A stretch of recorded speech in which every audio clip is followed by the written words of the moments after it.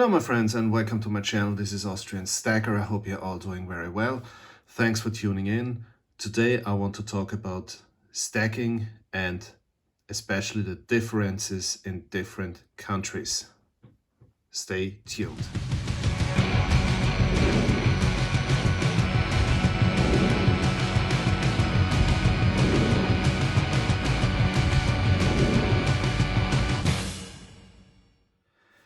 So my friends, whenever I upload a video where I'm talking about the bullion that's best for me to stack, I immediately receive comments telling me, no, it's better to stack American Eagles, or it's better to stack Kangaroos, or it's better to stack this and that. And this is the reason why I wanted to talk about the differences in different countries, because what might be the best coin around to stack in your country is most likely not the best option in another country. And this is why I thought it's worth making a video and having a closer look on the differences, especially the prices in different countries. The major part of my stack consists of Vienna Philharmonics, but the most of them, as you can see, are from 2020 and earlier. Why? Because I bought, for example, this tube, I bought them for 13 euros per coin. There was a time when the premiums were really low, when the spot prices were really low. So I bought a lot of Philharmonics at that time, but I didn't buy Philharmonics recently. And the reason is this.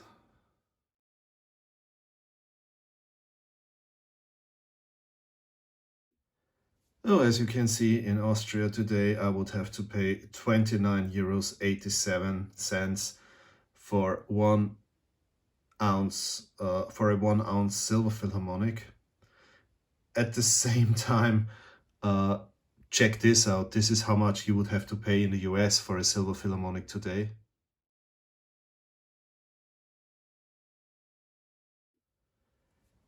$27.51. That's 25.63 euros.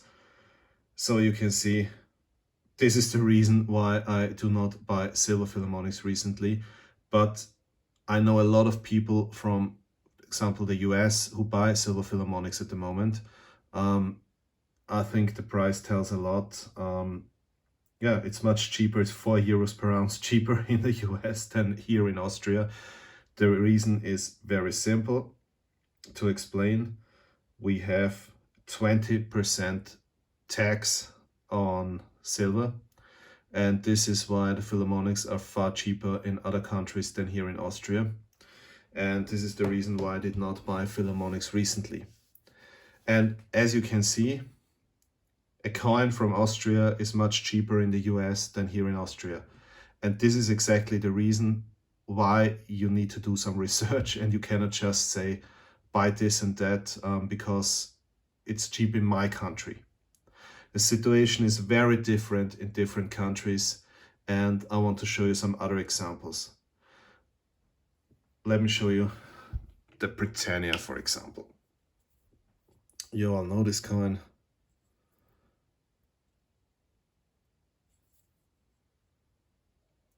This is a 2021 Britannia, already with the new security feature with the trident / lock. Now you can see the lock, now you can see the trident. Beautiful coin, and most of the time one of the cheapest silver bullion you can get here. I show you how much you would have to pay for a 1 ounce Britannia here in Austria or Germany today.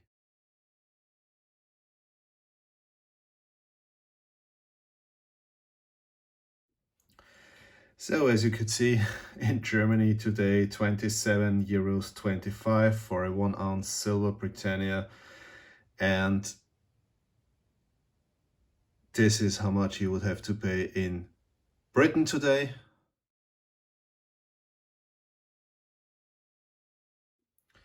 So £24.65 is approximately 29 euros. So again, 2 euros per coin more expensive in the UK than in Germany.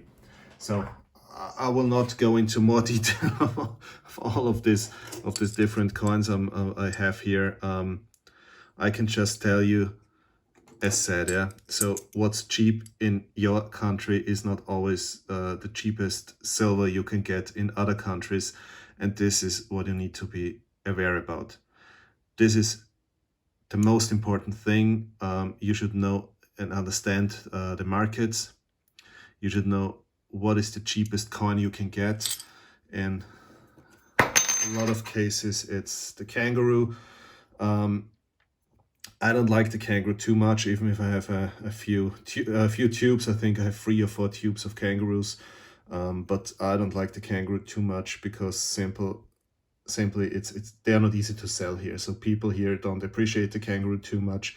They're not easy to sell, and yeah, usually people just buy them for spot, and this is one of the reasons why I don't stack Kangaroos too heavy. As said from the past, I have a lot of Philharmonics, and I have some tubes of Noah's Ark, and I have a lot of Britannias. In the past, I mean, you should also never forget to mention the Krugerrand. Krugerrand is also a good investment coin. But you should always be aware about the market. You should know what is easy to sell and what is liquid where you are living. So it doesn't make any sense if you buy the cheapest silver coins and then, you don't get rid of them if you have to sell them. So you should always know what's liquid in your market, what's easy to sell, and what's cheap. And as said, what's cheap in your country might be expensive in other countries. I showed you some examples, and one of the comments I also read frequently is stop buying bullion, buy constitutional. Yes, again, this makes sense in some countries. I mean, I don't have too much US constitutional, but I have some very nice pieces. And of course, it makes sense in the US to stack constitutional because this is still legal tender in the US. If you see all the coin roll hunting videos from the US, then it's easy to understand why this is very liquid in your country. And the situation is different here. First of all, what is constitutional silver here in for example, Austria? A lot of people make the mistake and they consider this 25 and 50 shilling coins as constitutional silver. This is not constitutional silver. These are commemorative coins. And if you have a look on eBay or on local coin shops, they are usually sold with a massive premium. I mean, I don't have an issue with these coins. I have a lot of them because from time to time you get them really cheap, and then you have a coin you can sell at a later stage with a high premium. But this is not what I consider constitutional silver. This is actually more high premium silver. What is real Austrian constitutional silver, was constitutional silver, is the shilling coins. Here you have 10 shillings. Famous for the lady wearing the golden bonnet, which is a traditional hat in for ladies in some parts of Austria. And also the 5 shilling coins with the famous Lipizzaner horse from the Spanish riding school in Vienna. So this is what was legal tender in Austria. And as you can already see, have a look at the denomination on the Philharmonic. Denomination is in euro. And the denomination on these coins and our constitutional silver is in shilling. And this is exactly what causes the next issue. All of this is not legal tender anymore. And this is what makes stacking of constitutional silver completely different here in Europe, because most of the European countries joined the Eurozone, and this is why, yeah, all of these coins are not legal tender in our countries anymore. So I could show you a lot of constitutional silver from different countries. Just two more examples. I mean, I showed you the former Austrian shillings, so, and then you have Dutch guilders. They have the worthless euro in the meanwhile. And another example is French francs. So these were the 10 francs coins.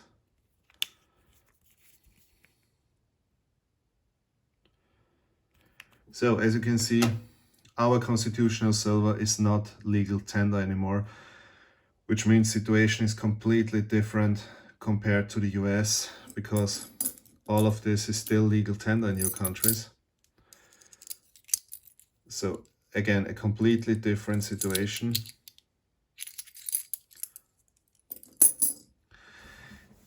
And then there are, let's say, new coins entering the market. I mean, you have the classics like the Philharmonic, like the Krugerrand, like the Maple Leaf. Yeah, I forgot to mention the Maple Leaf. Also, the Maple Leaf is a great coin to stack. I don't want to show you the details now and prices in different countries, but the Maple Leaf is also a cheap coin to stack. And I also have a few tubes of Maple Leaves in my stack. Also very liquid here, because people know the coin very well.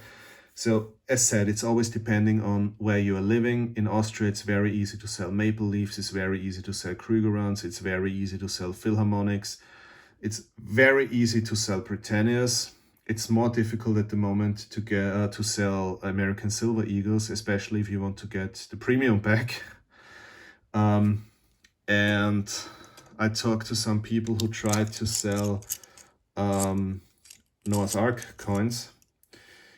It's a bit tricky. Actually, you just get the silver price, and not all dealers and coin shops like to buy them because of, yeah, they have a denomination of 500 dram. Republic of Armenia, their currency. And to be honest, I met a lot of people who don't even know this coin, so it's not always easy to sell it. Yeah, and this is exactly what I was talking about. So you should know what is liquid in your countries, what is easy to sell. Are the people in your country or in the area where you are living willing to pay premiums for these coins or not?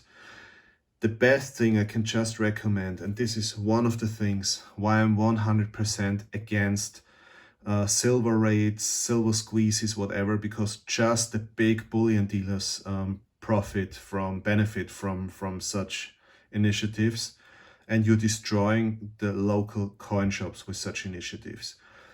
But the local coin shops are the ones who care about you. They are the ones who are interested in loyal customers and building up customer relations, and this is the reason why you should support them. Go to them, talk to them, and they are the ones telling you what they like to buy. So if you buy, for example, tons of Noah's Arks, and there is no local coin shop who wants to buy these coins, I don't know if it makes sense. Also consider a lot of stackers stack silver as a crisis currency, and if nobody in the area where you are living knows this coin from Armenia, for example, even if it's minted in Germany, in Leipzig, does it make too much sense to buy it, to buy tons of it, if you cannot barter with it during a crisis, for example? Or is it better to have these coins that are well known by the people and accepted everywhere? As said, yeah, there are a lot of things to consider. Talk to your local coin shop and support your local coin shop. Your local coin shop is the one who is interested in building up long-term relations. Please support them. Usually they are very knowledgeable and they are very supportive, and they share a lot of good information, especially for new stackers. Use what I always call the wisdom of the community. We have one of the best communities on this planet. A lot of people who really thankfully share their great knowledge about bullion, coins, rounds, silver, gold, precious metals, whatever. So talk to other people and make your own decision. This is the most important thing, because your decision needs to be based on the situation in your specific country, in the area where you're living. You need to know, to summarize it. First, what is cheap where you're living? Second, what is well known and accepted where you're living? Third, what is accepted by a coin shop? So what do they like to rebuy? It doesn't make any sense to buy something that you cannot sell afterwards. And fourth is, you need to understand the local situation, the local tax situation, the local legal situation. Can you import silver from other countries without tax? Do you have to buy locally? Whatever, yeah. So these are the things you need to understand. So as you can see, it's not that easy. And to be honest, in most of the cases, it doesn't make any sense to compare stacking in different countries, because it's completely different. It's other prices. People prefer other things, yeah, while people in Austria love this constitutional coins. Yeah, maybe nobody would buy them in the Netherlands, I don't know. So it's really, you need to understand the situation in your country, in the area where you're living. And please stop comparing different countries. It doesn't make any sense at all to compare stacking in the US with stacking in Austria, for example. The only thing we all agree on is that precious metals are much better than fiat. I think this is something we all agree on. This is freezing your buying power. It's a good hedge against inflation. You heard this millions of times, but it doesn't make any sense to compare stacking in the US with stacking in Europe, or with stacking in Canada, with stacking in the UK. Even in the UK left the European Union, so you have a different situation there. You have other tax regimes and so on. This is what you should have in mind. I'm looking forward to great discussions. Please let me know what are the best coins to stack in your area, in your country. And I would really love to make a live stream with people from the US, from the UK, from Europe, and discuss exactly this topic. So where are the differences? What should you know, and what you should know? And yeah, and maybe discuss whether it makes sense to compare stacking in different countries or not. From my point of view, it doesn't make any sense at all. Thank you very much for watching. Take care, stay safe and healthy, and see you next time. Servus.